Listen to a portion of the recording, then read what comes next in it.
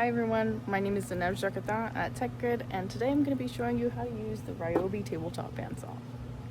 So let me familiarize you with our setup. So we've got the bandsaw here, the user guide back here. Don't forget to give this a read before you use it.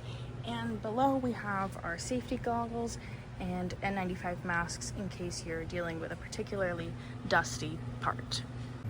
Before we get started with setting up the machine for our cut, we have to make sure that we are lab safe. So if you're ever confused, please refer to the manual. There are safety guidelines here, but essentially make sure that you have your safety goggles, your hair is tied back, and any dangling or loose jewelry is out of the way.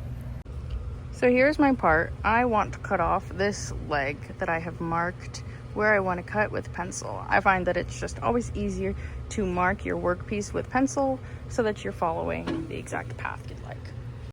If you want an easier cleanup, you can always attach this vacuum to the vacuum port. Right now there's no attachment, but in the future there should be an attachment.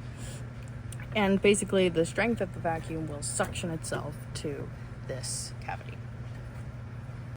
So before we get cutting, let's adjust our blade guard, this thing right here. So as you can see, if I try to cut my piece, it's being blocked. So if we go on the back side here, there is a lock. If I turn it left, it will loosen, and then I will be able to adjust the height with this knob. If this is locked, you will not be able to move the blade guard.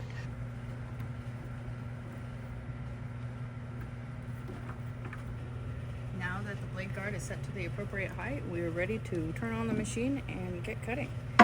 When you're doing a cut, just make sure that you're supporting the piece with two hands to make sure that it is flush with the surface and so that you are getting nice contact with the blade. Make sure that before you start cutting, your workpiece is not making contact with the blade.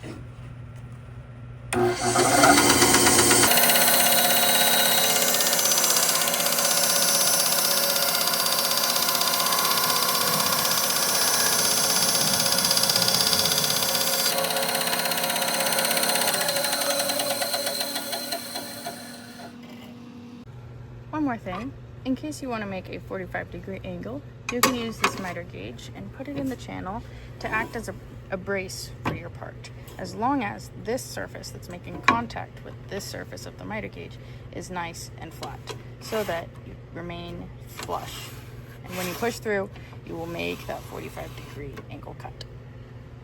Now I have my two cut pieces, and we are ready to clean up our workstation.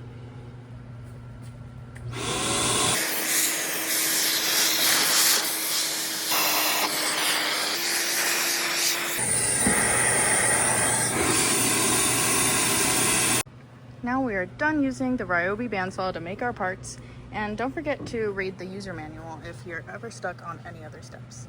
Thanks for watching!